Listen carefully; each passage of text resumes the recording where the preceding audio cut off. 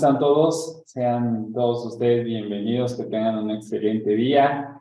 Pues muchas gracias por ya estar aquí con nosotros tan puntual en este curso, en esta presentación que vamos a tener el día de hoy, que es organizado por MDI Academy, y bueno, en donde hablaremos acerca del USMCA y los desafíos de las reglas de origen para la industria automotriz. Gracias a todos nuestros participantes que están aquí con nosotros. Nuevamente sean todos ustedes bienvenidos. Mi nombre es Jorge Carlos Quinto Albarrán y estaré moderando esta sesión. Les recuerdo que al final vamos a tener un espacio donde ustedes van a poder ir colocando sus preguntas, como tal en la sección del chat. Las pueden ir colocando para que al final podamos abordar cada una de ellas. Quizá algunas de estas preguntas se vayan resolviendo conforme avance la sesión, pero quizá también tengan algunas preguntas muy en específico, ¿no?, sobre el tema, y que, bueno, trataremos de responder la mayoría de todas ellas para que también puedan irse con esta solución, ¿no? En dado caso de que no pudiéramos resolver todas estas dudas, les estaremos contactando vía correo electrónico para hacerles llegar una respuesta puntual acerca de la duda que tuvieron durante esta sesión. Bueno, y sin más preámbulos, les voy a presentar a nuestros invitados de este día. Se encuentra con nosotros el licenciado Fausto López. Es economista y maestro de negocios internacionales. Su experiencia comenzó en el sector público, en la Dirección General de Política de Comercio Exterior de la Secretaría de Economía, y posteriormente ingresó a la industria automotriz, en donde cuenta con 28 años de experiencia y ha participado en gran parte de las negociaciones para acuerdos comerciales que ha celebrado México por parte del sector privado. Y también forma parte de la vicepresidencia de COMCESUR, así como del Consejo de la AMIA. También se encuentra con nosotros el experto en comercio exterior y aduanas, Miguel Vargas Mejía. Él se desempeñó como jefe de departamento del Servicio de Administración Tributaria en diversas unidades de Administración General de Auditoría de Comercio Exterior. En el ámbito empresarial ha fungido como consultor de comercio exterior en agencias aduanales como Air Ocean Logistics, especializándose en compliance en materia de IMEX y certificaciones IVA y EPS, así como reconstrucción de anexo 24, anexo 31, y actualmente funge como consultor analista de comercio exterior en MDI Trade Solutions. Finalmente, se encuentra también con nosotros el experto en gestión aduanera, cumplimiento regulatorio y comercio internacional, Agustín Izquierdo González, con una amplia experiencia en el sector automotriz a nivel internacional. Él es fundador de ECX y MDI Trade Solutions, y también que son empresas enfocadas a soluciones integrales aduaneras y de comercio exterior, respectivamente. Pues sean todos ustedes bienvenidos. Brevemente les recuerdo que antes de que iniciemos ya con este tema del USMCA, les recuerdo que tenemos algunos otros cursos. Si ustedes son principiantes o si ustedes son nuevos más bien en nuestra plataforma de MDI Academy, tenemos otros cursos que son gratuitos, que pueden inscribirse sin ningún problema y que están disponibles en la plataforma para que ustedes puedan tener acceso a ellos. Los invitamos a que conozcan también nuestra marca de ECX, MDI Trade Solution, que nos visiten en nuestra página web, nos sigan en redes sociales, donde constantemente estamos subiendo contenido de valor para ustedes, contenido informativo y también soluciones comerciales. Si ustedes también nos siguen en YouTube, ahí pueden encontrar muchos tutoriales de los que generalmente se tienen mucha duda al respecto, en cuestiones de trámites, en cuestiones de procesos, en cuestiones de, vaya, de todo lo que tiene que ver con el comercio exterior. Entonces los esperamos en nuestras redes sociales. También los invito a que puedan descargar la aplicación de MDI Academy. Si ustedes ya ingresaron a la plataforma, les interesa seguir aprendiendo, están ya en otro curso o vieron otro curso, pueden descargar la plataforma, la aplicación de la plataforma está como MDI Academy. Por el momento solo está disponible para Android en la Play Store. Entonces, todos los que tengan sistema de Android lo pueden descargar sin ningún problema, y estamos trabajando también para que ya esté disponible en el sistema de iOS en el App Store. Bueno, también recordarles que tenemos diferentes soluciones integrales de comercio exterior y aduanas, y pues toda la experiencia, ¿no?, de la parte del sector privado y la parte del sector público. Pero bueno, sin más preámbulo, les presento ahora sí, ya les hice la semblanza del licenciado Fausto López, pero ya se encuentra con nosotros para hacer esta presentación acerca del USMCA. ¿Cómo está, licenciado? Buenas tardes. Buenas tardes, ¿me escuchan? Sí. Perfecto, gracias. Buenas tardes a todos. Bienvenidos. Pues adelante, licenciado, si gusta, empezamos con la presentación para que ya demos paso al curso. Sí, muy bien. Muchas gracias. Me voy a permitir compartir la pantalla para que podamos comenzar con la presentación.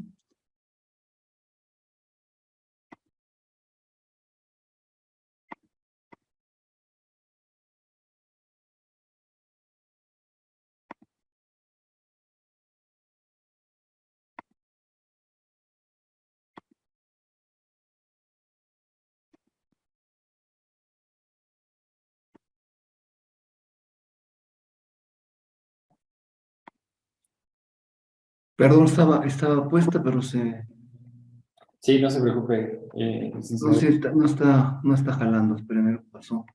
Sí, ya, en esta cuestión siempre de las presentaciones en línea o de los cursos en línea, siempre ya uno tiene todo preparado, pero al final siempre algo, hay un detallito, ¿no? Pero Sí, no se preocupe, ahorita, ya se está visualizando. Podemos ver.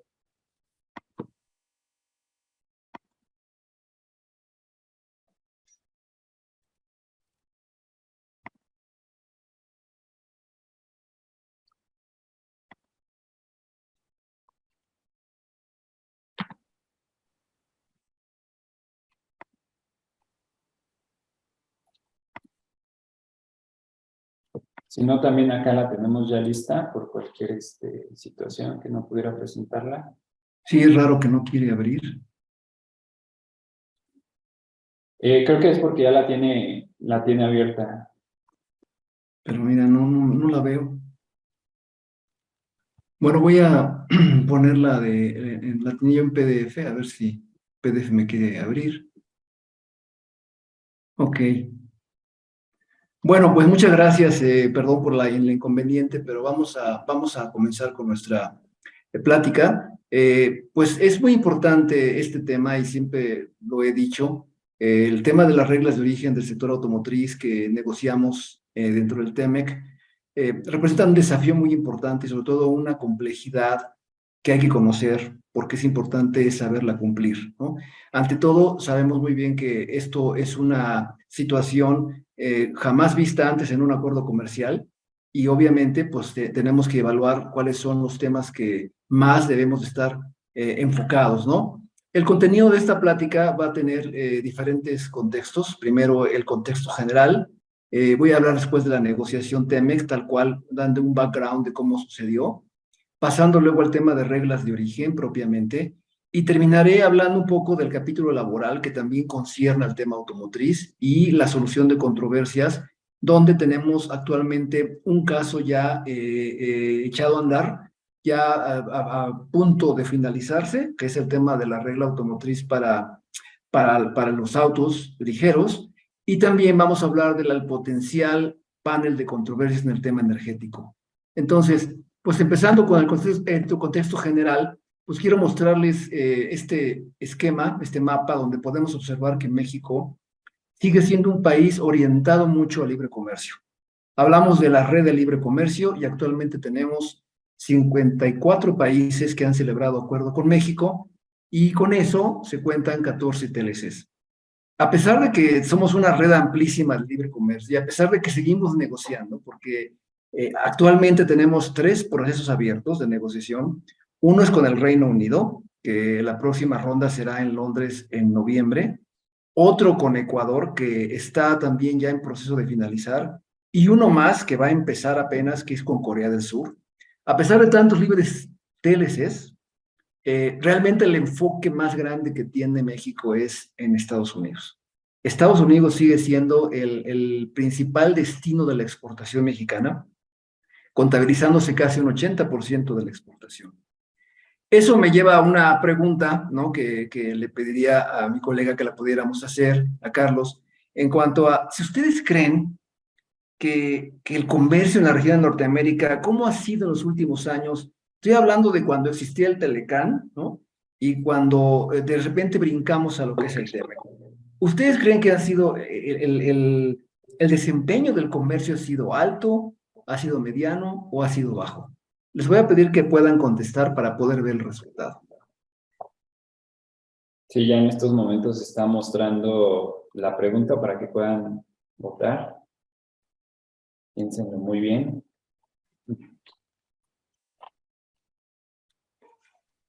Efectivamente, la gran mayoría del auditorio está señalando que el desempeño ha sido alto. Exactamente. Todavía seguimos siendo un país dependiente de la economía norteamericana. Y gran parte de la exportación también automotriz está muy orientada a lo que es Estados Unidos y Canadá. Por eso es que el Telecán se consolidó por muchos años como la región más importante de América y se consolidaba como una región también importante en el mundo. Creo que ya terminamos, ¿verdad? Gracias, Carlos. Sí. Bueno, y continuando con el tema, pues básicamente hace 29 años, si vemos aquí esta portada, en la cual se puede observar un niño con un babero, ¿no? De la bandera norteamericana. Esta portada salió en la revista The Economist en el año 92 y era un poco la propaganda que Estados Unidos hacía para aceptar el hecho de que México se quería incursionar, quería insertarse en un TLC bilateral que existía en ese momento, que era el TLC en Estados Unidos-Canadá. Entonces, la verdad es que había mucha incertidumbre. No sabían en Estados Unidos y Canadá realmente qué tan conveniente era que México se insertara ese acuerdo, cuando incluso México se consideraba como un país centroamericano, no norteamericano, ¿no? Y bueno, pasando el tiempo, se logró firmar un TLC que fue el Telecán, ¿no? Entró en vigor el 1 de enero del 94 y de ahí vino todo un desarrollo de una nueva cultura de comercio exterior. Se vinieron a presentar nuevos conceptos, cambios orientados a localizar productos, localizar piezas, manufacturas, inversiones en la región. Y les puedo comentar, porque yo lo viví desde ese entonces, que realmente fue un caso de éxito. Tanto que, pues realmente México, no solamente el sector automotriz, en otros sectores, pues le gustó tanto que se durmió un poco en los laureles. El acuerdo no tuvo mantenimiento. El acuerdo era el mismo del 94 que del 2005, del 2006, no del 2010. Había cosas ya que eran obsoletas, pero no se le dio ningún mantenimiento y además se dependió mucho. Decíamos que ya el jugo del Telecán ya estaba escaso, ya se le había exprimido gran parte. Sin embargo, a 20 años o 18 años de que se comenzó el Telecán, la misma revista saca esta portada donde le da pues un aplauso, un reconocimiento a México por haber consolidado la región, dado que México comenzó a manufacturar muchos productos, entre ellos autos, autopartes, con una mano de obra que le llamaban competitiva, más no barata, y con tecnologías que se habían transferido de Norteamérica a México y que le permitían entonces desarrollar vehículos, autopartes y demás productos vendidos en la región con aranceles preferenciales, lo cual le dio una ventaja muy importante a la región y especialmente a México.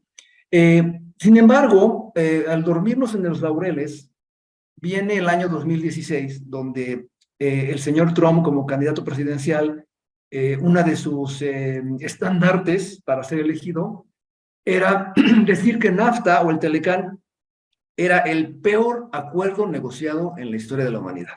Así lo dijo. Porque era beneficioso únicamente para México y que era el culpable de las salidas de las inversiones y la salida de los empleos de Estados Unidos. Por lo tanto, en su esbozo de campaña dice, lo voy a renegociar, pero ahora sí al beneficio de Estados Unidos. Y si México o Canadá no aceptan la negociación, lo voy a denunciar. O sea, como quien dice, me voy a salir de ahí. Y ahí nace la amenaza, ¿no? Ahí es cuando realmente México empieza a preocuparse, porque enseguida de la amenaza viene otra nueva era, que es la era de las negociaciones bajo redes sociales. O sea, la influencia que tiene un Twitter y una amenaza hecha en un Twitter hacia una compañía, hacia un país, hacia una inversión que empieza a hacer estragos y que provoca que en México en ese momento nosotros como industria tengamos que adoptar junto con el gobierno una estrategia de low profile. Es decir, mejor callados, nos vemos más bonitos, no hablemos de inversiones ya, no hablemos de exportaciones, no hablemos de nada para que no provoquemos un tweet que mueva mercados, que mueva tipos de cambio, etcétera, etcétera. Y entonces aprendimos a vivir con la amenaza, ¿no? Es decir, siempre desde ese momento sentimos que el señor Trump nos venía aquí a los OEMs de México con una pistola en la cabeza y así negociamos hasta el final, déjenme decirles, ¿no?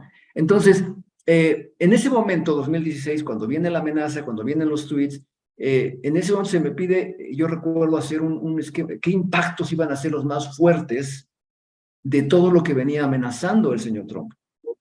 Y recuerdo muy bien que en ese momento hicimos este esquema donde veíamos cuáles serían los primeros efectos negativos en el nivel 1 y cuáles serían los efectos del nivel 2.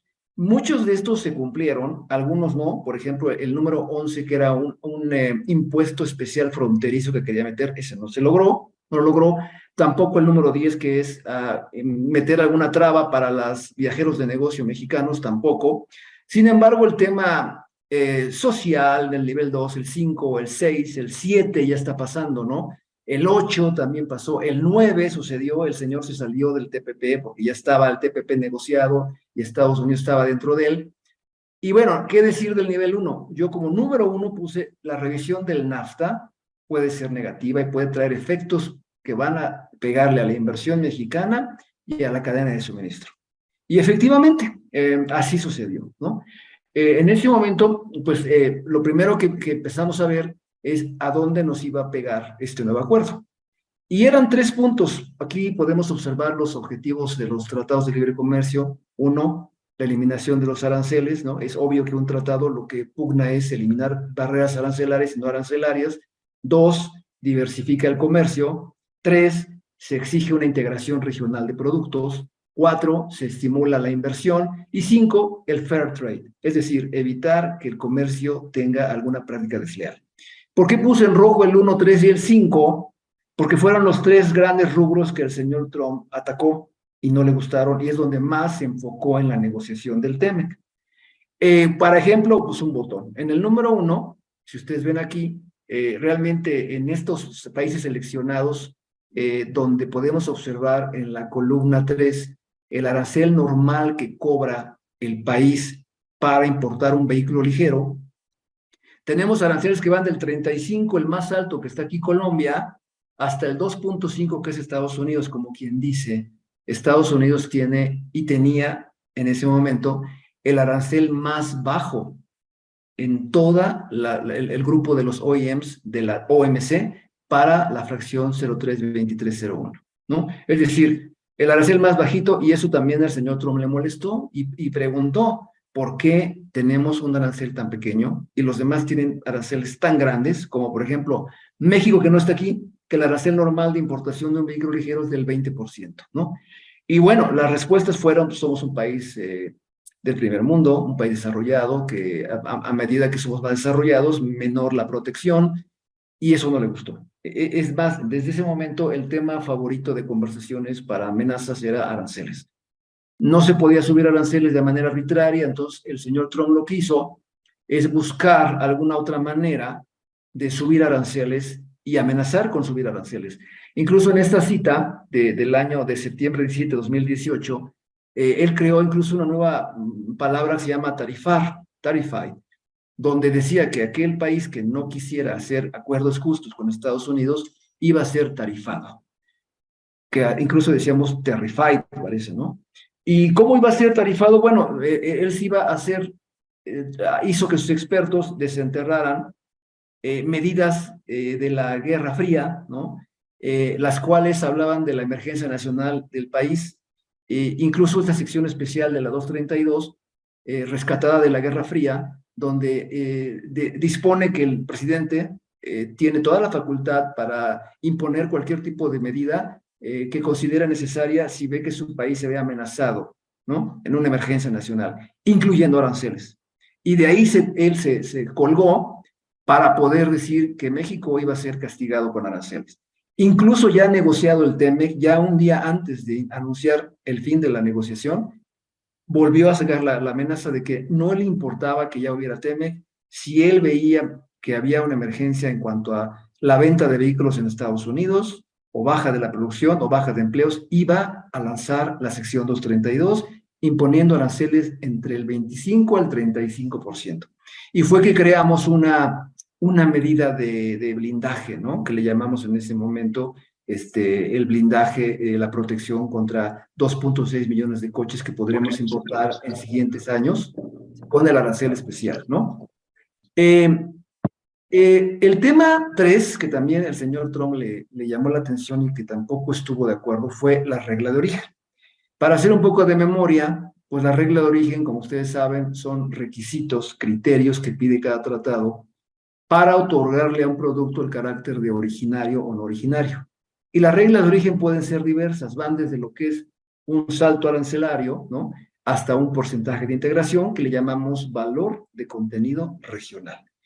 Y hablando un poco en retrospectiva del NAFTA, recuerdo que el NAFTA nos permitió en ese momento, en el 94, comenzar con un porcentaje bajo, porque ya desde el inicio querían ellos que los autos cumplieran con un 62,5% de contenido regional, y les dijimos que no estábamos preparados, que era muy rápido y que teníamos que tener tiempo para localizar piezas y para integrar los autos. Cosa que fue aceptada sin mayor problema, eran otros tiempos, y nos dieron oportunidad de cumplir con un staging, que es decir, 50% en los primeros 3 años, después brincar al 56%, y finalmente en 2002, o 2001, perdón, 62,5%, que ya era el para siempre. Y aún así, este porcentaje era el más alto porcentaje requerido para un coche en la red de libre comercio del mundo. O sea que el porcentaje pues, era exigente, ¿no? Sin embargo, pues México trabajó, hizo lo que tenía que hacer, buscó planes de localización, inversiones en la región, y logramos las OEMs llegar a esos porcentajes, ¿no? Es decir, se logró consolidar este porcentaje y cumplirlo incluso arriba del 62 para poder seguir exportando vehículos con arancel cero. Aquí, bueno, muy importante mencionar que si vemos en esta tabla, donde están los requerimientos de porcentaje de integración regional en los países que actualmente México tiene acuerdos de libre comercio, la tendencia era a la baja ya. Es decir, ya no hablar tanto de 50, 60, ¿no? Ya se hablaba de porcentajes del 40%, del 35%, incluso el TPP, que era el último que habíamos negociado en ese momento, tenía un porcentaje mínimo de 45% de integración de los autos. Europa, pues ya habíamos también terminado un acuerdo modernizado que todavía no se libera por cuestiones políticas, pero ese 60 va a bajar a 55, ¿no? Entonces la tendencia no era a la alta, era a la baja. Sin embargo, el señor Trump no le gustó el 62 y la primera oferta que nos aventó en ese momento fue que él quería que el 80% fuera BCR. Es decir, del 85, 62, perdón, brincar al 85. Y de ese 85, la mitad quería que fuera de contenido de Estados Unidos. O sea, la mitad de los coches mexicanos debían tener partes fabricadas en Estados Unidos.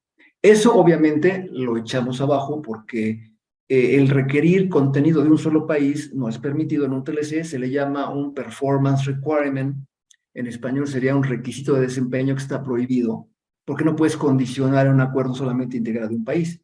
Y en ese momento dijimos, no se va a poder que el 50% del auto sea norteamericano, o sea, USA, ¿no?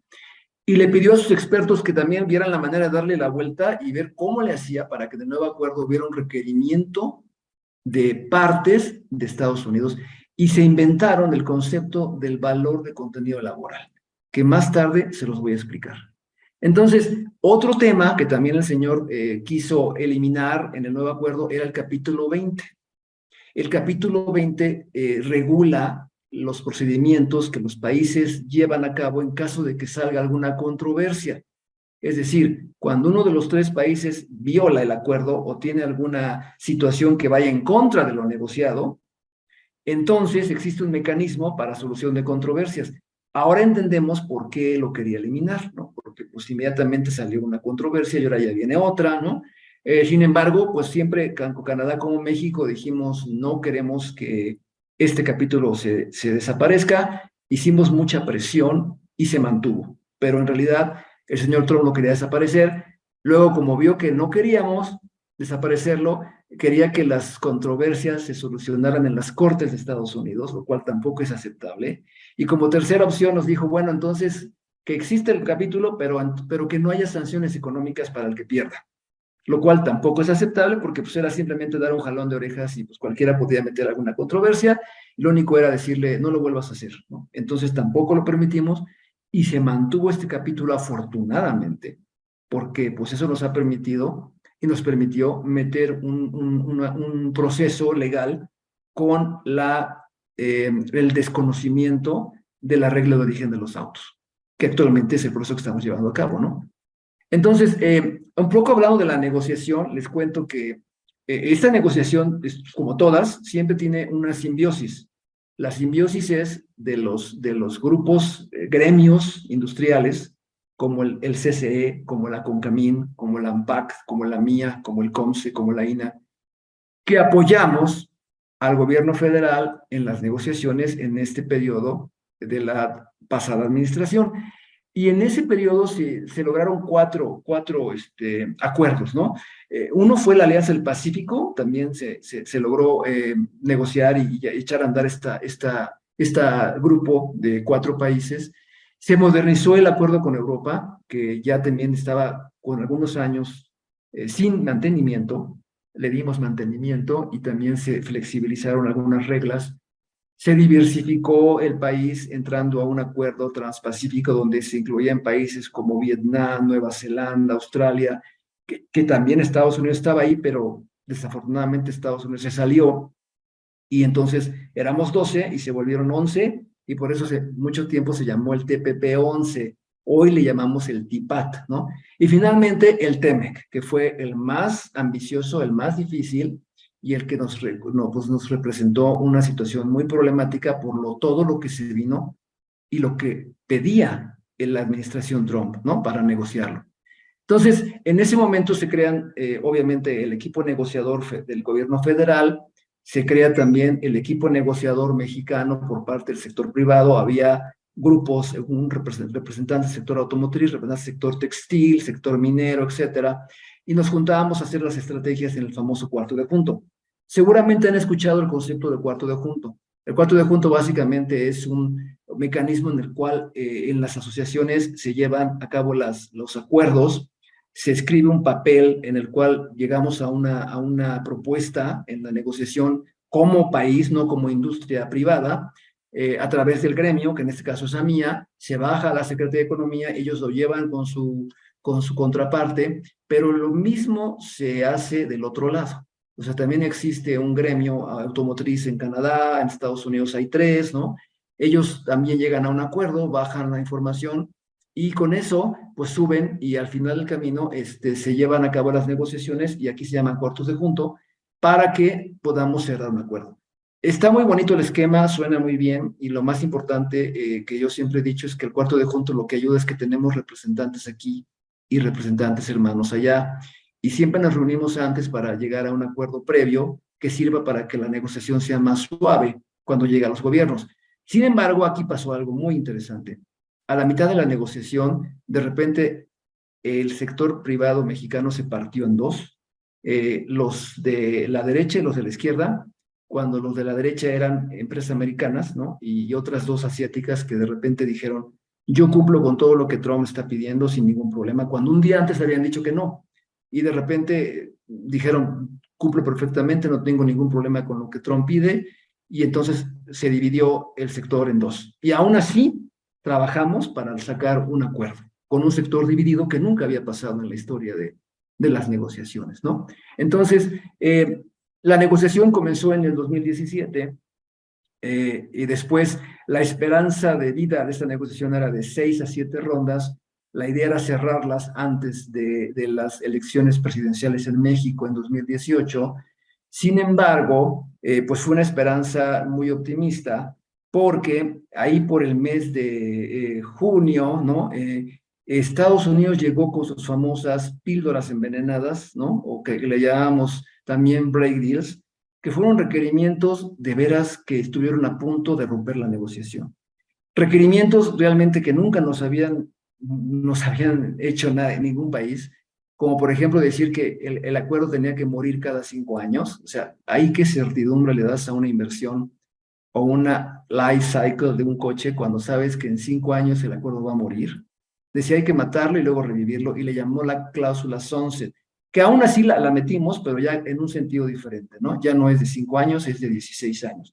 Eh, el hecho de crear aranceles estacionales, es decir, cuando tenga mi cosecha en Estados Unidos, no puedes meter tu producto a México, y si lo quieres meter, te cobra aranceles.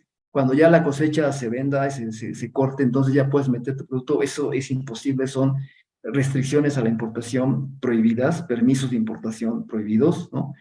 Las controversias que quería quitar ese capítulo, eliminar el tema del transporte en la región NAFTA o USMCA, modificar, eliminar los famosos TPLs del sector textil, pero lo más difícil y lo más complicado fue cuando llegó con sus requerimientos de regla de origen para el sector automotriz.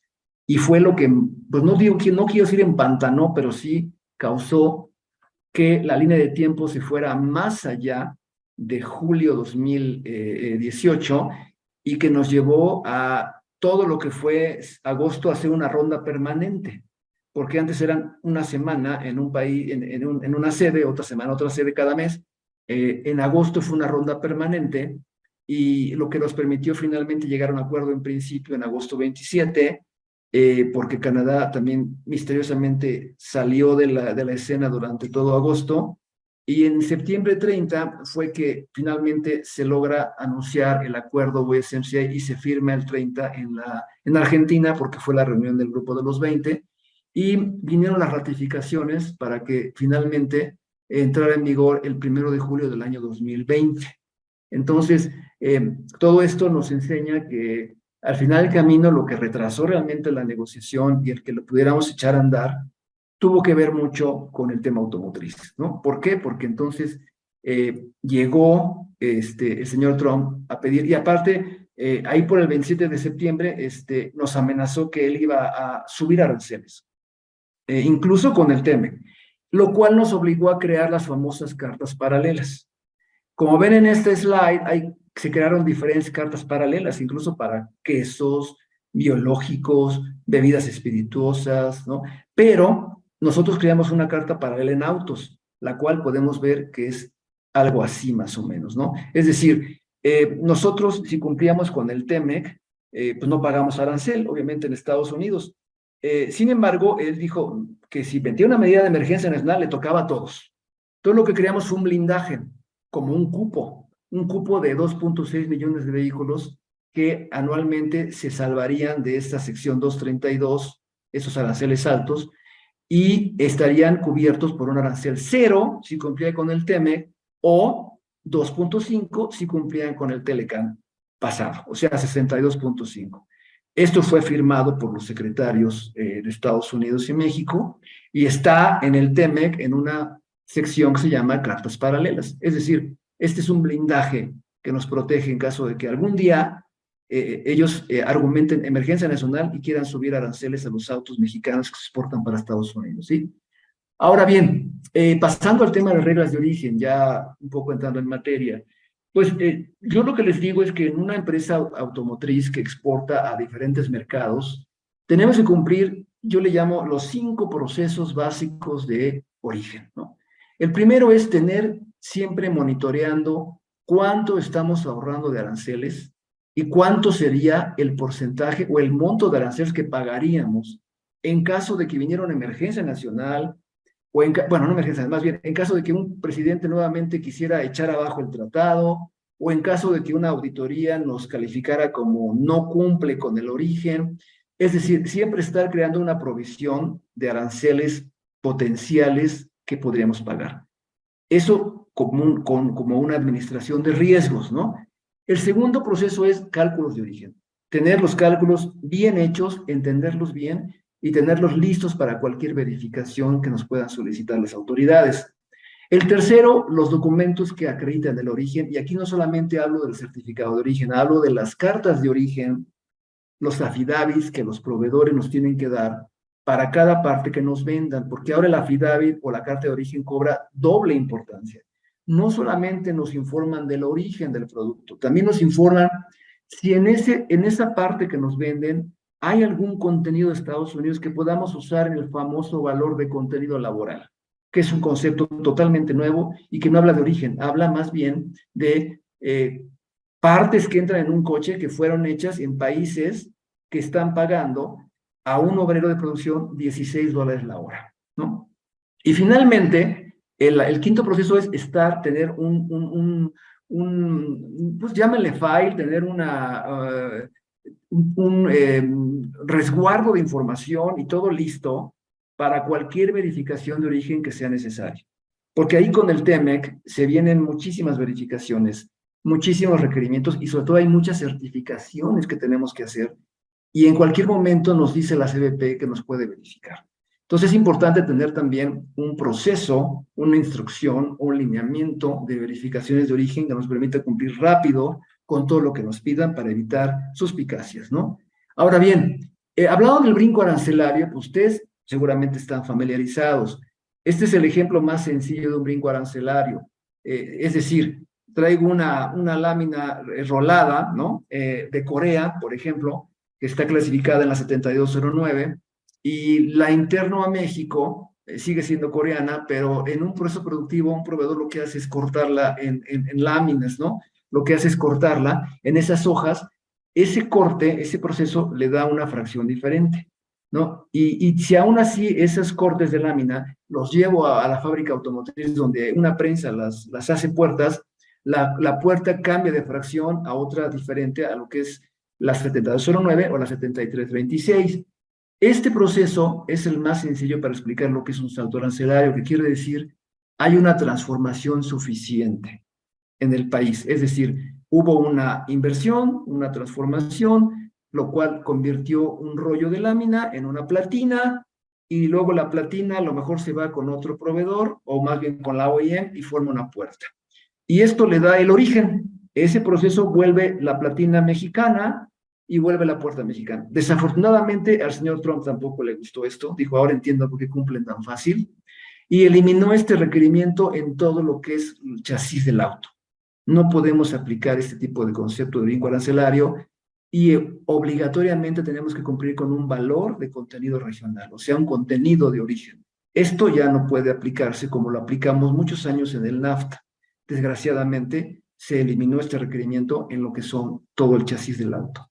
Ahora bien, en cuanto al BCR, pues ya sabemos que el BCR es un porcentaje mínimo de integración que usamos para considerar un bien como originario, ¿no? Y esto puede ser a través de fórmulas. Existen diversas fórmulas de origen, el build up, el build down, el focus value, pero los más populares son el valor de contenido regional bajo el método de costo neto y el valor de contenido regional bajo el método de valor de transacción, que ya los tenía el Telecam y que fueron respetados. Aquí lo único que sí se modificó son los porcentajes. Se fueron para arriba, ¿no?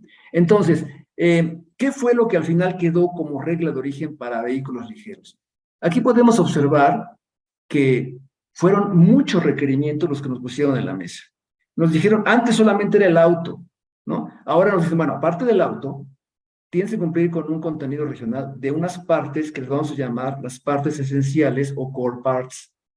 Y luego de ahí nos pusieron otros 3 requerimientos de partes principales, partes complementarias y resto de las partes.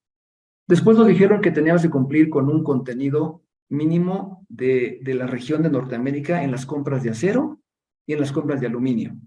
Y después nos vinieron también con la broma del famoso valor de contenido laboral, que como les dije, es que el auto tenga un contenido mínimo de partes hechas en plantas donde se paguen a $16 la hora al obrero de producción. Las que están palomeadas son las que sí quedaron. Las que no están palomeadas son las que logramos quitar como obligatorias, ¿no? O sea, existe el requerimiento, existe ahí en el tratado, pero no es que obligatoriamente tengas que llegar al 60 o al 70, ¿no? Esto no es una condición.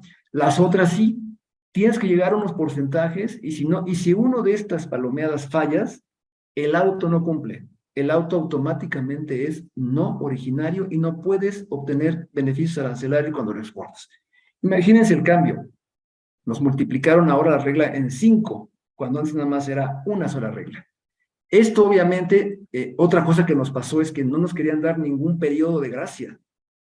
Logramos al menos 4 años, ¿no? Cuando en el NAFTA fueron más, aquí solamente fueron 4 años, nos permitieron empezar desde un 66 para coches, de 66 para core parts, subir a 69, luego al 72, 75 para el final del año 24.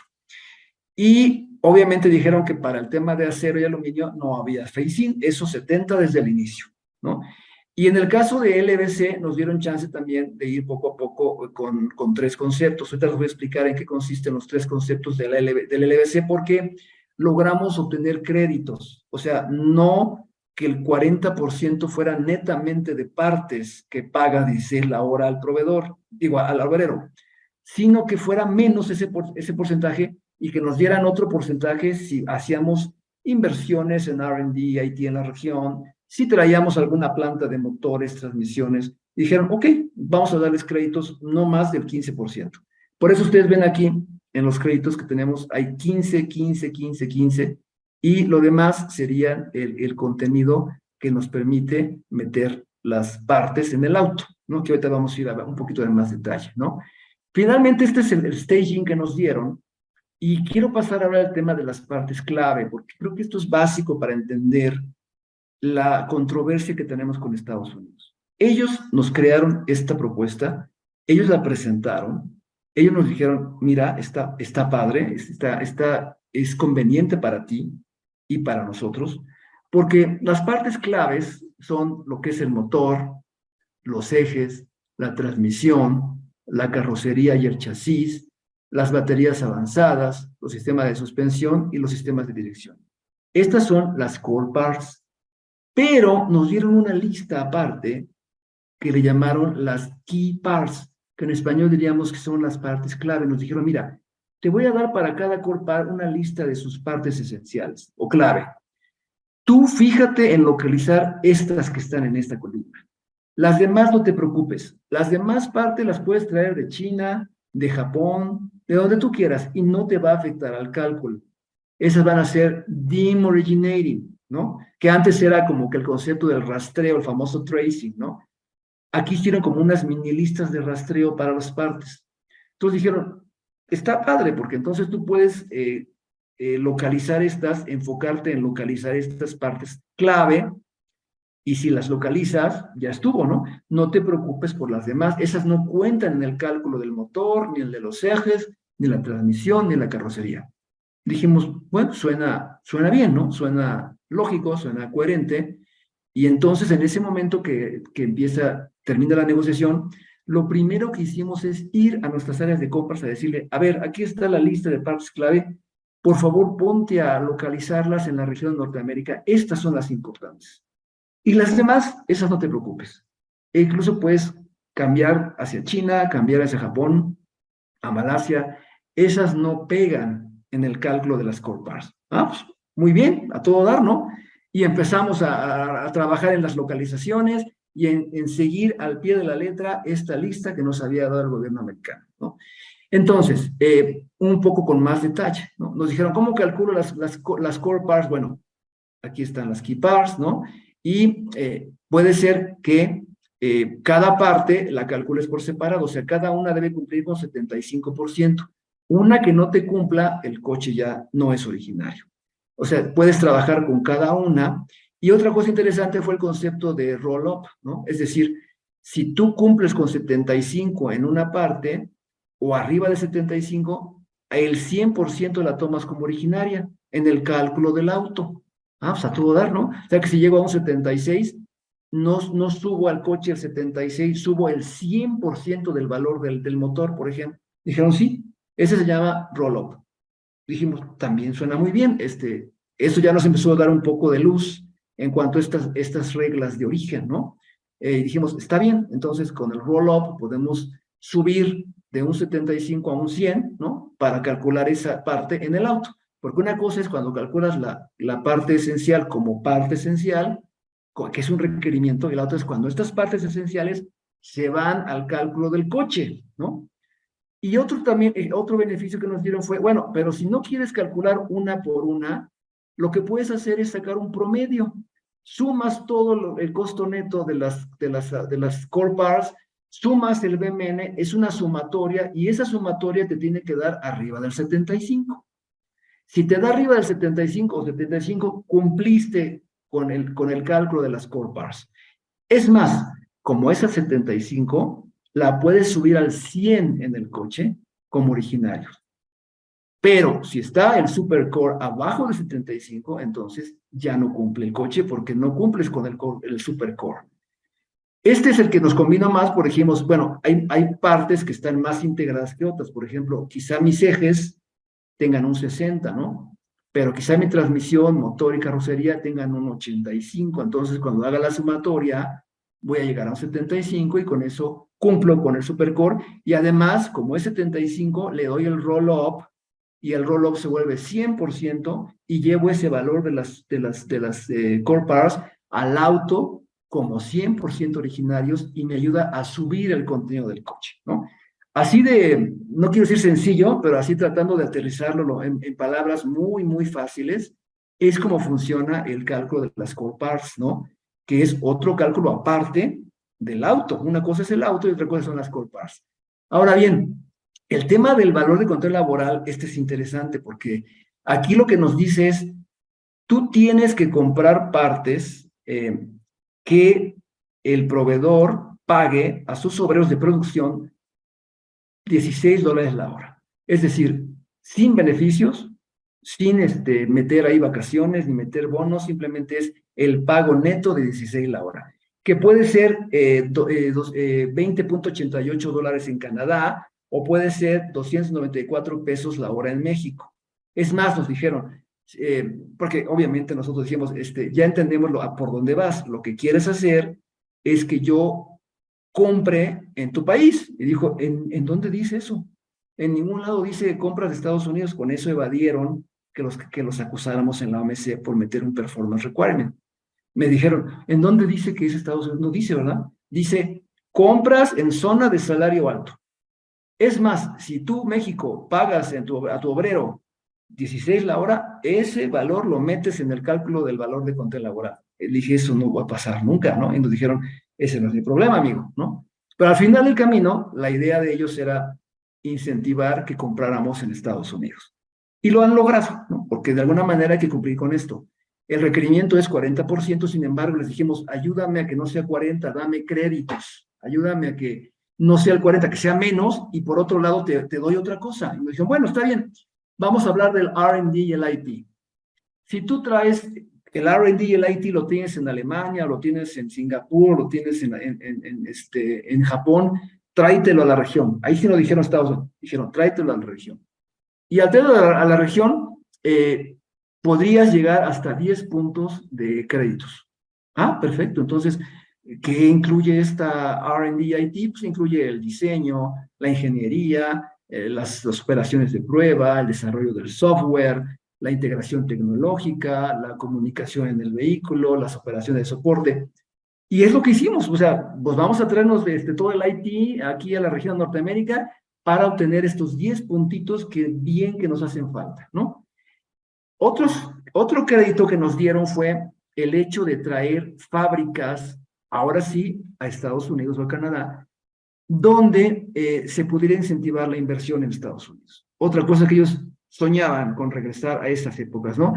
Me decían, si te traes una planta de motores a Estados Unidos y fabrique, no necesariamente tiene que ser tu planta, puede ser un proveedor que lo invites a que se venga a hacer motores a Detroit y que te haga al menos 100,000 motores, o no es y, ¿no? O bien que traigas un proveedor de Japón a que te haga las transmisiones en Estados Unidos y que te haga al menos 100,000 transmisiones anuales, o bien que traigas un proveedor de China y lo traigas a Estados Unidos y que te haga al menos anualmente 25,000 baterías avanzadas. Si tú logras uno de esos tres, te voy a dar 5 puntos de crédito.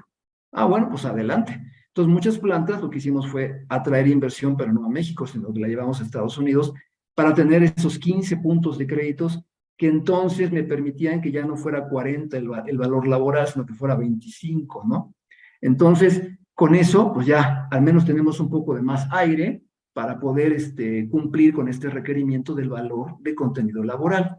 Entonces, a resumidas cuentas, si ustedes pueden ver aquí, a la izquierda es un concepto más sistemático de qué era lo que pedía el Telecán.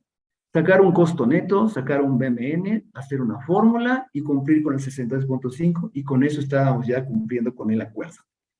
Y ahora con el TEMEC es todo lo de la derecha, ¿no? Es decir, hay que cumplir con un BCR del auto, al auto hay que saber qué partes son cores, qué partes son principal, qué partes son complementary, qué partes son resto. De ahí hay que sacar el cálculo del coche y luego hay que irnos al cálculo de las core parts. Cada core part tiene una lista de key parts. Hay que localizar las key parts para que podamos cumplir con el BCR de todas las key parts por individual o por supercore, que es la suma de todas. Tercero, tenemos que comprar aluminio, acero, y hay que cumplir con un valor de contenido laboral. Si cumplimos con todo esto, entonces el auto es originario, repito, y puede exportarse con preferencia arancelaria, ¿no? Entonces, esto básicamente es el concepto muy general de cómo funciona la regla de origen del auto, ¿no? Sin embargo, justo en el mes de julio de 2020 empezaron los problemas, ¿no? Es decir, nosotros como empresas empezamos a hacer consultas directamente con la USTR, diciéndole, oye, a ver, compruébame si estoy haciendo las cosas bien, o me regreso, que en temas de tratados se llama pedir un ruling, ¿no? O una resolución anticipada. Entonces, hubo mucha cooperación al principio y nos decían, pues vas bien, esto es correcto, estás aplicando bien el LBC, no, aquí hay un problema, no es así, y consultamos mucho, y en una de tantas consultas, a la hora de decir cómo aplicamos el supercore y las key parts, nos dijeron, no, pero eso no aplica para cuando calculas el auto. Digo, ¿cómo de que no? Si está en las reglas, ¿no? Dijo, no, cuando calcules el coche, ahí todo cuenta como no originario, hay nada de key parts, ahí todo cuenta en el cálculo, y no puedes hacer una supercore que lleves al 100 en el coche. Ah, caray. Entonces, ahí empezó el problema, ¿no? Y entonces empiezan las consultas en un plazo de 75 días con Estados Unidos para tratar de convencerlos que leyeran bien el acuerdo, que se fijaran bien lo que hayamos llegado, lo que decían los textos, porque definitivamente no estaba correcta la interpretación que estaban haciendo. Y regresándome un poquito a lo que son controversias, sabemos que las controversias pueden ser de empresa a empresa, de Estado a empresa, de carácter mixto, que es se activan entre empresas y se suben al Estado, o bien que sean únicamente de Estado a Estado. Y aquí, pues las controversias que vemos potenciales en el TEMEC y que las que están palomeadas ya están pasando, veíamos eran uno laborales. Ya existen controversias en cuanto a la ley laboral. Tenemos 5 empresas que ya están llamadas, han sido llamadas por Estados Unidos de que no están respetando las normas laborales. El farmacéutico, agricultura, comercio digital, servicios, medio ambiente, energía es otra que se viene, por eso no la paloma, porque todavía no está, no se vence el plazo de 75 días, pero ya se viene a venir otra controversia, y la regla de origen, que es una controversia que estamos hoy en día por concluir en un proceso legal. ¿Por qué? Porque en el plazo de 75 días, pues no hubo ninguna respuesta, ¿no? Para verlo esquemáticamente, lo que nos dice la USTR es que este concepto de las partes clave, las key parts, ¿no? No las podemos aplicar cuando calculemos el coche. O sea que aquí todo lo que entra en un motor cuenta para decir si es originario o no originario. Cuando lo habíamos platicado que las key parts eran las que íbamos a localizar, ¿no? Las demás dijeron, no te preocupes, esas no cuentan. Bueno, ahora nos dice que sí, nos dijo que sí cuentan cuando calculas esto en el coche.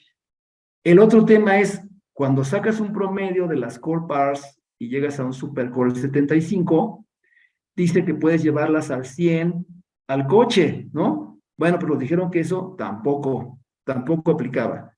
Y obviamente, pues sí creó muchísima malestar, tanto en los canadienses como nosotros, porque así no está escrito el tratado. Y lo revisamos ni 2, ni 4, ni 5 veces. Nos volvimos a tener juntas, volvimos a platicar con ellos, y desgraciadamente el esfuerzo fue en vano, no quisieron moverse de su posición, dijeron que esto era lo que tenía que hacerse, y entonces fue cuando activamos, tanto México como Canadá, activó un mecanismo, ¿no? ¿Cómo es el mecanismo? Pues México en enero 6 ya oficialmente anunció que iniciaba un proceso legal por este tema. Canadá a los 7 días se le unió y entonces ya fue 2 países implicados en el proceso.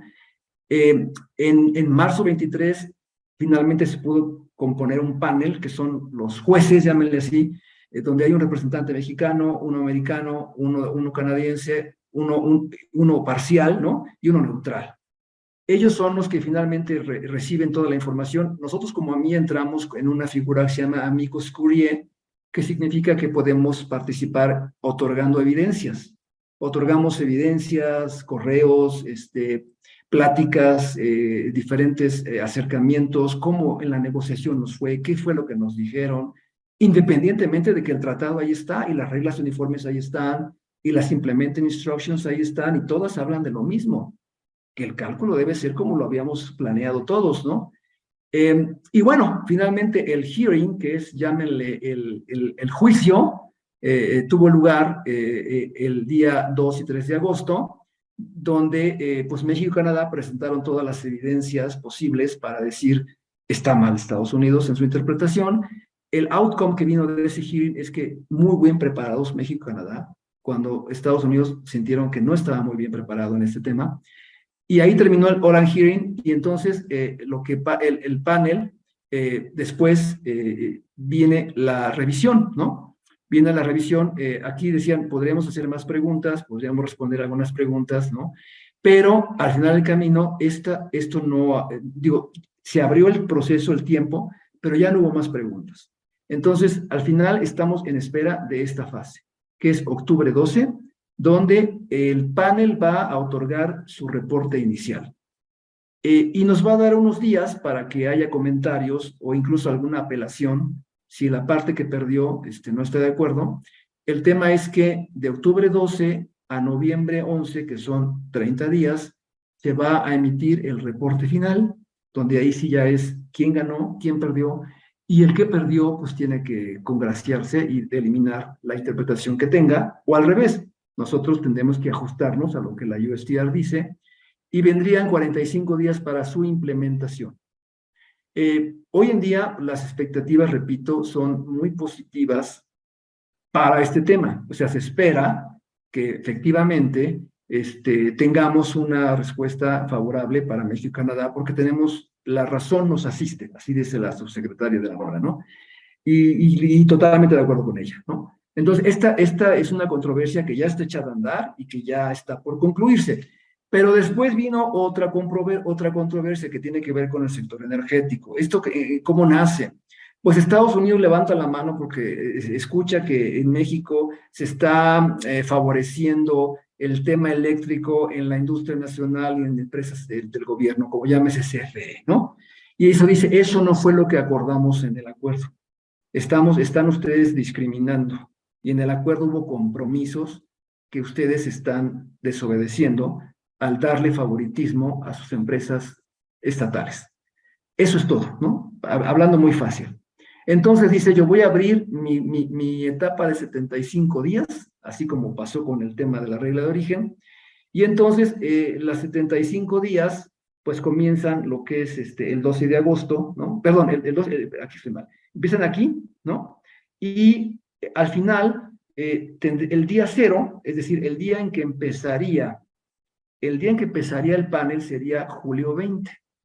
Es decir, el día cero es inicia las consultas y luego de aquí, perdón, otra vez me equivoqué, son 75 días de consultas, terminan las consultas en octubre 3, ¿no? Que es el día 75. Ahí es cuando, si llegan a un acuerdo los 3 países, es cuando entonces se decide si van o no van a un panel. Hoy en día, pues al parecer, los resultados que escuchamos o los comentarios del gobierno es que dicen, bueno, vamos bien, no creemos que lleguemos a un panel, ¿no? Es lo que se dice. Sin embargo, si iniciamos un panel después de este plazo de 75 días, entonces sí les puedo decir que honestamente, y lo digo como opinión personal, tenemos México todas las de perder, ¿no? Y al decir tenemos todas las de perder es que si perdemos un panel, viene pues digamos una sanción. Y la sanción que se está hablando es que podrían aplicar aranceles a productos mexicanos que van a Estados Unidos. Y desafortunadamente en la lista están agrícolas y están automotrices. No dice si partes o si autos, pero estamos en la lista. Y eso nos preocupa, porque entonces todo lo ganado, hasta ahorita incluso el panel de regla de origen, nos llevaría incluso a perder cuando nos digan, pues perdemos un panel con Estados Unidos y ahora hay que pagar aranceles porque es una sanción. ¿Por qué tiempo? Pues no sabemos qué tiempo nos vayan a poner la sanción, pero tenemos toda la esperanza puesta de que pues estos 75 días que pueda llegar a una solución, ¿no? Una solución consensuada, diplomática, que no lleve a un proceso de panel, porque repito, mi expectativa es que si entramos a un panel en el tema energético, México tendría todas las de perder porque efectivamente no se estaría respetando los compromisos adquiridos en el acuerdo que es trato nacional, ¿no? Básicamente. Y bueno, otro tema interesante que también ya estoy en la recta final es el tema del capítulo laboral, ¿no? Este capítulo es nuevo, también fue implementado en el TEMEC, y este capítulo básicamente lo que hace es refuerza los compromisos que los países hicieron en la OTI, que es la Organización Internacional del Trabajo, y solicita que los países respeten estos compromisos, sobre todo en lo que son derechos laborales, ¿no? ¿Cuáles son los derechos laborales fundamentales que aplica la OTI? Uno es libertad de asociación sindical, ¿no? La otra es eliminación de cualquier forma de trabajo forzoso, e incluso de contratar niños, ¿no? La discriminación laboral y tener condiciones aceptables de trabajo, es decir, salario mínimo, jornada, seguridad e higiene. Estas son los factores esenciales que el TEMEC dice deben vigilar. Pero adicionalmente a eso, el TEMEC establece un mecanismo de solución rápida de problemas que le llama RRLM. En inglés es Rapid Response Labor Mechanism. Mecanismo de respuesta rápida. ¿En qué consiste este mecanismo? Pues consiste en que cualquier ente, o sea, un civil, cualquier persona, un gremio, un organismo, quien sea, puede ir a Estados Unidos, puede venir aquí o a Canadá y decirles, oigan, la empresa fulana de tal está violentando sus derechos, sus leyes laborales. Y también quiero decirles también, antes un paso atrás, que en el TEMEC, pues Estados Unidos presionó mucho a México para que su reforma laboral la sacara ya, ¿no? Que tuviera ya la reforma laboral bien hechecita para que se respetara. Y además mandó personas del Department of Labor, las mandó a México, a la Embajada Americana en México, y ahí tenemos observadores que están trabajando y vigilando que se cumplan cuando hay una llamada de atención. Entonces, cuando hay una llamada de atención, básicamente es que suba la mano a alguien y le dice a Estados Unidos, la empresa Panasonic está violentando su contrato colectivo, ¿no? No hay libertad de asociación, ¿no? Entonces, en ese momento se levanta un Rapid Response Mechanism y les dan a las empresas un plazo de 45 días para buscar una remediación. La remediación pues, la tiene que buscar la empresa con el gobierno local, llámese Secretaría de Economía. Y una vez que se encuentra una remediación, se presenta ante los países y si a los países les conviene, más bien se convencen con la remediación, ya no pasa nada, sino que todo bien, borran del tache a la empresa Panasonic y todo sigue normal. Sin embargo, si en ese plazo no se convence Estados Unidos de que la empresa haya aplicado una remediación justa, entonces viene otro plazo de tiempo donde ya otra vez entra una controversia, ¿no? Y luego la controversia nos puede llevar también a una definición, a una implementación de una sanción, y la sanción puede ser que apliquen aranceles o detengan la mercancía de la empresa en la frontera. Y aquí lo preocupante es que este mecanismo de respuesta rápida también dice que si un vehículo lleva alguna parte de la empresa castigada y la empresa la castigaron y está sancionada, entonces el auto también será sancionado porque lleva una llanta de una empresa castigada. Y ahí vino una revolución en su momento, hablamos con la INA y hablamos con empresas proveedoras para que por favor le metan muchísimo cuidado a su tema laboral. Y en caso de ser llamadas ante un mecanismo de respuesta rápida, rápidamente busquen la implementación de una remediación que convenza a las autoridades en Estados Unidos o Canadá o México y quiten a la empresa de la lista de los chicos malos. Hoy en día tenemos 6 casos de empresas mexicanas que han sido llamadas de atención por violentar su contrato colectivo. Afortunadamente, van 4 que se ha solucionado sin problema. Tengo entendido que las últimas 2 ya están en proceso también de solucionarse. La Secretaría de Economía lo dijo, no ve que haya un issue, un problema en esto, por lo tanto, consideran que la remediación va a aplicar y con eso se evita que sancionen a las empresas y a las compañías automotrices que llevan componentes de las empresas. Entonces, aquí no solamente basta que la OEM cumpla con su ley laboral, ¿no? O tenga todo en orden, sino que sus proveedores deben también estar en orden porque, caso contrario, se podría extender la sanción al auto que lleva la llanta, ¿no? La llanta que está de la empresa sancionada. Entonces, eso también es un tema importante que no hay que perder ni quitar del focus. El hecho de que las empresas estén cumpliendo con su tema laboral, que no haya violentación en el contrato colectivo o libertad de asociación sindical, ¿no? Tema laboral. Y finalmente, voy a terminar con las certificaciones que tenemos que cumplir las empresas automotrices dentro del TEMEC.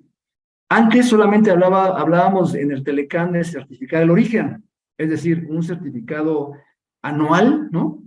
Que mandábamos, y si acaso un election to average, que era una carta al inicio del año diciendo cómo íbamos a cumplir y cómo íbamos a promediar nuestro cálculo. Eso era todo. Hoy en día también se multiplicaron las certificaciones TEMEC, y voy a enseñarles este slide donde podemos observar cuáles son los requerimientos anuales que hay que cumplir una empresa automotriz. Primero, y bueno, esto es una fabricante de autos, ¿no? Digo, puede que algunas empresas que son autopartistas no les aplique, ¿no? Algunas no les apliquen, algunas sí. Pero estas básicamente son certificaciones de la industria automotriz terminal. ¿Por qué es importante que las conozcan? Porque si ustedes son proveedores, mucho de esto dependemos de ustedes. Mucho de lo que hay que poner aquí y certificar lo logramos gracias a ustedes. Y si no hay cooperación de ustedes, esto se puede venir abajo, ¿no? La primera es un election to average, ¿no? ¿Qué es un election to average? Bueno, cada inicio de un año y máximo el 31 de diciembre, antes de que empiece el siguiente año, tenemos que informar a los gobiernos de Canadá y Estados Unidos cómo vamos a promediar el cálculo de los BCRs, ¿no? Del auto, por ejemplo. ¿Cómo voy a promediar mi valor de contenido laboral? Lo voy a hacer por línea modelo, por promedio, por clase, ¿no? Y tenemos que llenar ese formatito y mandarlo el 31 de diciembre a los gobiernos donde vamos a exportar nuestros coches. Si no lo mandamos, nos pueden quitar la preferencia arancelaria. O sea, ahí nos pueden descalificar, ¿no? Entonces, eso siempre es sine qua non, cumplirlo a más tardar un 31 de diciembre.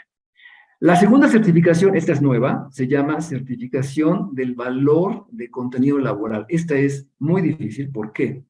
Porque tenemos que mandar cada año, máximo al 31 de diciembre, un documento con todos los proveedores norteamericanos, o sea, USA o Canadá, que paguen $16 la hora, donde nos estamos nosotros afianzando para cumplir con el contenido laboral que nos piden. Es decir, yo tengo que decir mis proveedores directos de Estados Unidos que les estoy comprando partes y que me han confirmado que efectivamente pagan $16 la hora a sus obreros, porque nos hemos encontrado casos de proveedores que aunque están en Estados Unidos me han dicho, lo siento, yo no pago 16, pago 14, pago 13, ¿no? Y si es eso, esa parte no contabiliza en el valor de control laboral y la pierdo, ¿no? Entonces, es una cosa, pero si el proveedor tampoco te quiere dar la información, que es otro tema, ¿no? Desgraciadamente, había gremios en Estados Unidos de autopartistas que empezaron a malaconsejar a los proveedores, dijeron, miren, ustedes digan que no cumplen y no les den nada porque así se evitan problemas, así no van a ser auditados y ya, quítense de broncas. Y no saben el daño que nos están causando, ¿no? Porque si en algo dependemos del contenido laboral, no nada más es de los americanos que compramos directamente, sino de los proveedores mexicanos que compran insumos en Estados Unidos. Luego de ahí es donde más se puede recuperar el contenido laboral. Tenemos proveedores en México que compran insumos de Estados Unidos. Entonces, el proveedor ahí me ayuda, me dice, compro 2 componentes en Estados Unidos y ya me dijo mi proveedor que sí cumple con los $16 la hora. Entonces, ese valor de insumos lo meto yo como terminal en mi contenido laboral. Pero la certificación, además de eso, me pide que ponga yo el nombre de cada proveedor, de mi proveedor, con el contacto, con el teléfono, con el correo electrónico, ¿no? Y la dirección donde está localizado ese proveedor. Otro tema, porque también el proveedor nos dice, es que es confidencial, ¿por qué te voy a dar esa información? Desgraciadamente lo pide la CBP. O sea, lo pide y lo hace en un afán de decir, si no me lo das, no te preocupes, simplemente no cumples con el contenido laboral, no cumples con la regla de origen. Entonces, es otro tema que nos trae dolores de cabeza, la certificación LBC. Otra certificación es el aluminio. Tenemos que certificar aluminio también. Cada año tengo que certificar. Certificar es simplemente poner un certificado donde estoy dando fe de que estoy cumpliendo con el contenido del 70% de compras de aluminio de la región de Norteamérica. Y otra certificación del acero, también como deadline 31 de diciembre, donde tengo que certificar las compras anuales que yo hago de aluminio originario de la región de Norteamérica, ¿no? Entonces, otro que es el 31 de diciembre. Algunas empresas estamos exentas porque estamos en un régimen alternativo, que es otro tema también. Y el número 5 que habla de los certificados de origen. Esto es clásico, ¿no? En cada tratado tenemos que certificar el origen del producto, donde lo mandamos para allá y decimos que el certificado lo que hace es el pasaporte, el acta de nacimiento que confiere el origen del producto en el tratado y le da la preferencia. Esos siguen siendo anuales y la ventaja es que ahora son de formato libre, ya no tenemos un formato específico, sino que son de reproducción libre, pero cumpliendo con datos específicos, ¿no? Y finalmente, las empresas que estamos en un régimen alternativo me van a preguntar, ¿qué es un régimen alternativo? Bueno, también negociamos en el acuerdo que las empresas automotrices que no podamos llegar a los 4 años que nos da el tratado para llegar al 75, 70, 40 que nos piden, aplicamos para un plazo más largo, con porcentajes incluso que pueden ser más bajos y van subiendo gradualmente. Pero para que nos den ese régimen, tuvimos que presentar diferentes planes de inversiones, de localizaciones, contratos ya con inversionistas, planes de localización y un detalle de cómo íbamos a lograr llegar a esos porcentajes en el año, llámale 2025 o 2026. Muchas empresas automotrices aplicamos para este régimen y nos los otorgaron. Entonces, con ese régimen tenemos que cumplir con porcentajes más bajos ahorita, pero el compromiso es llegar a un año 5 o un año 6 a los porcentajes comprometidos. Y si en este tiempo hubiera algo que nos pone en una situación complicada, tenemos que informarle para que entonces le digamos qué vamos a hacer y no perdamos ese régimen alternativo. Por eso cada año tenemos que aplicar y mandar un reporte anual a la CBP y a la USTR, donde le informamos cómo hemos logrado cada año ir localizando, qué estamos haciendo, cómo hemos integrado más las core parts, cómo estamos integrando nuestros autos, qué inversiones nuevas hay, qué proyecciones tenemos. Y cada año la USTR nos tiene que dar la palomita de que estamos cumpliendo con el Alternative Staging Regime, que le llaman, ¿no? También el 31 de diciembre es deadline para presentarlo. Entonces, como verán, además de cumplir con nuevas reglas, hay que cumplir con certificaciones, ¿no? Y esto, como les dije, dependemos muchísimo de ustedes porque los proveedores, bueno, si están los proveedores aquí, ¿verdad? Porque los proveedores realmente son quienes nos apoyan, nos dan el reporte de origen con toda la información del contenido de partes, nos dan la información de si tienen algún contenido americano en su parte que podamos considerar para el LBC, ¿no? Nos dicen también si hay algún tipo de aluminio que le estemos comprando, nos dan información que nos permite acumular origen en el producto y con eso seguir subiendo los porcentajes, porque créanme, no ha sido nada fácil localizar y subir de un 62.5 a un 75 que tenemos que cumplir, ¿no? Esto implica muchísima localización, implica enfocarnos y luego aparte nos viene una controversia donde nos dice Estados Unidos, no es así como dice el tratado, es como yo digo, lo cual totalmente nos sacó de balance porque ya llevábamos años localizando piezas key parts de la lista especial y de repente llegan y te dicen, no, no, ahí no aplica cuando calculas un coche, ahí tiene que ser todo, ¿no? Y en ese momento, ¿qué haces, no? Pues realmente no hay otra cosa que pues alzar la mano y quejarte con tu autoridad para que entonces se haga valer y se haga justicia en el acuerdo nuevo, ¿no?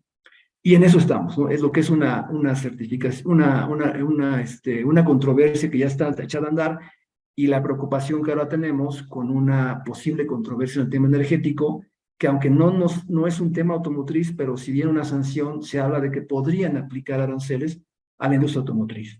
Entonces, no es sencillo, sin embargo, le entramos. Y si me preguntan, entonces, ¿por qué firmaron ese tratado? Porque venía mucho peor.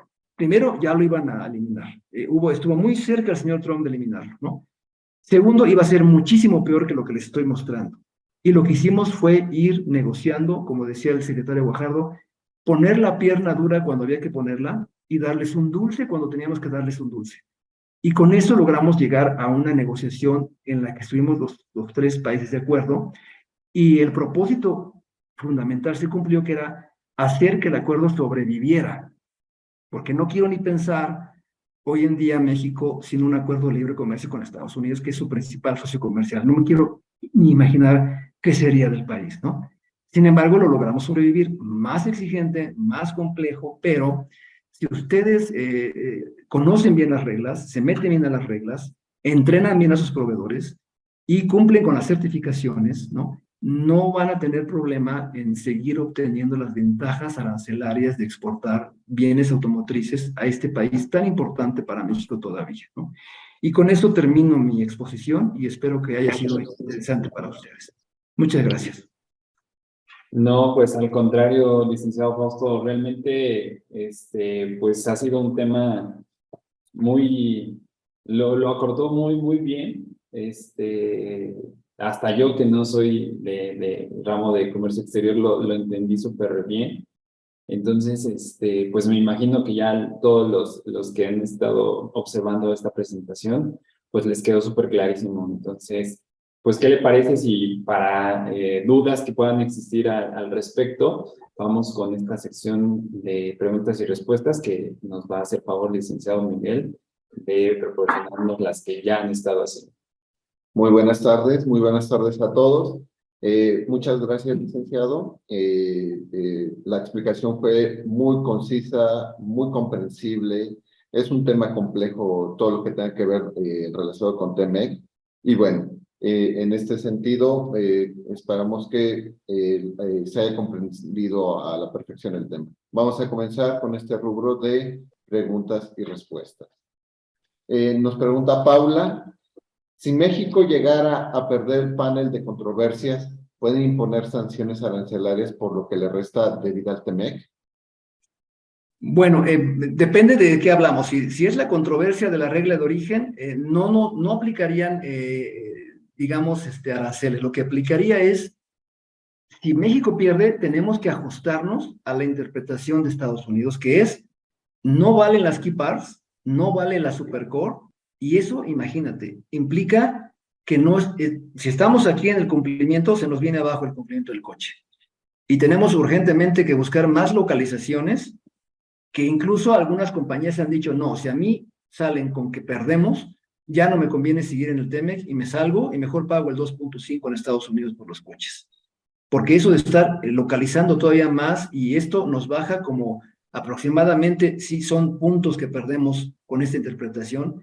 Y la otra es, no se vale porque creamos un tratado, lo negociamos juntos y está en papel, ¿no? Está en papel la interpretación como debe de ser y de repente llegaron y dijeron, no, esa no es lo que yo digo. Entonces, si gana, debe ser por una razón realmente que todavía se me hace inexplicable, ¿no? La verdad es que no lo creo, ¿no? Podría yo incluso apostar que vamos a ganar. Pero si llegara a pasar, sería una situación muy desgraciada para las empresas mexicanas y canadienses, porque entonces tendríamos que echar para atrás y decir, ahora buscamos cómo localizar más, porque no está, incluso hasta nos sacaría de cumplimiento, que es lo peor, ¿no? Perfecto, muchas gracias.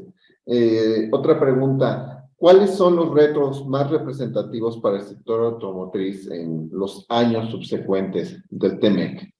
Muy buena pregunta. Yo creo que ahorita el reto más importante y el que estamos visualizando que tenemos que sentarnos a platicar ya es el cumplimiento, la electromovilidad en México, ¿no? Es decir, lograr consolidar inversiones para poder fabricar vehículos eléctricos en México. Y con eso, cumplir las reglas para que los vehículos eléctricos sean originarios y puedan ser exportados a los 3 países con preferencia. El gran problema es que hoy en día muchos de los componentes electrónicos de un vehículo, es decir, de la batería, del vehículo per se y las celdas, su producción más común ocurre en Asia. Entonces, el hecho de traer de Asia los componentes, pues no nos ayuda mucho en localizar. Tenemos que buscar planes de inversión que permitan invertir aquí, localizar piezas electrónicas, tanto de las celdas como de las baterías y como de los autos, para que suba el contenido y puedan cumplir con este requerimiento. Creo que es el reto más fuerte, el dar el brinco de la combustión interna a la electrificación. Y Perfecto, cumplir con el acuerdo en esto. perfecto, muchas gracias. ¿Qué tiempo de vida se espera para el TMEC? Mira, decía yo que originalmente el señor Trump decía que lo quería que cada 5 años se matara, se muriera, estuviera bien o mal que se muriera. Eso lo estuvo insistiendo el año y medio de negociaciones, así nos estuvo fregando con el tema. Nosotros dijimos no, Canadá dijo no, pero al final había que darle un dulce, como decía el secretario, o sea, no podíamos decirle no y el otro quedarse muy contento. Había que darle un dulce de dejarlo tranquilo y decirle, ok, ahí te va tu revisión. Al final como quedó se va a revisar cada 6 años. No se va a matar, se va a revisar, se va a mejorar, se va llámale flexibilizar si quieres, pero se va a revisar. Y si en el año 6, uno de los 3 países dice, ya no quiero seguir en el USMCA, tiene que esperarse 10 años. Entonces, si sumas 10 años más 6 de revisión, son 16 años que tiene de vida este acuerdo. Y así va a ser en el futuro. ¿Por qué entonces 16 años? Porque entonces con 16 años tenemos más certidumbre y podemos trabajar en ciclos de vida de productos en la región sin estar temblando a ver a qué hora nos tumban el tratado, ¿no? Y creo que fue una buena negociación porque 16 años pues sí nos dan tiempo para pensar qué hacer a futuro, ¿no? Perfecto, muchas gracias.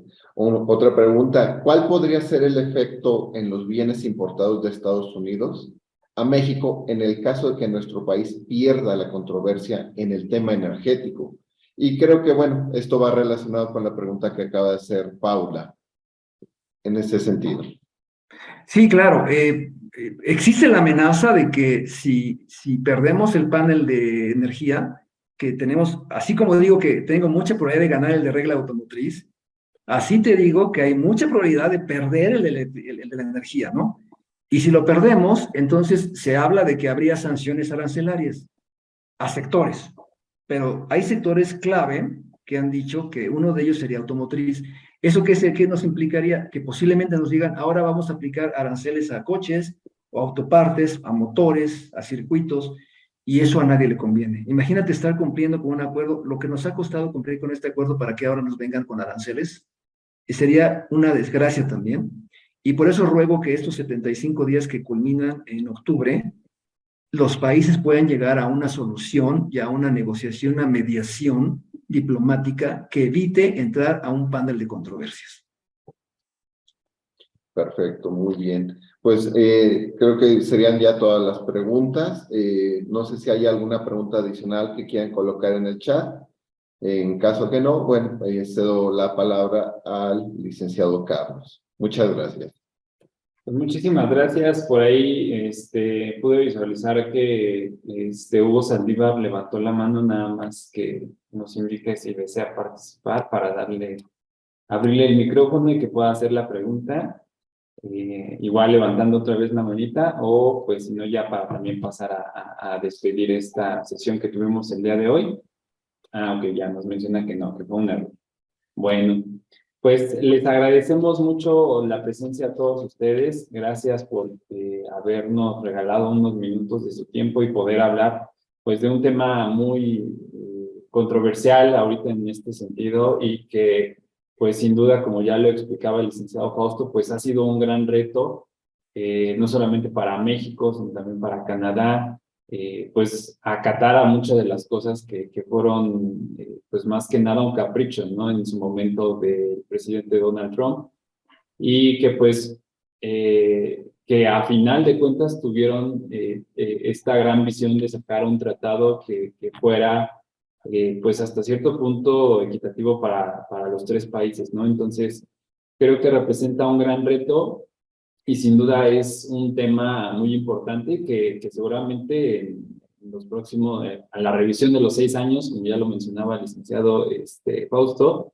pues va a también dar de qué hablar, ¿no? En ese sentido, a expensas también de lo que pase con los paneles de controversias y todas estas situaciones que se generan, pues, derivadas de estos acuerdos comerciales que se dan a gran escala.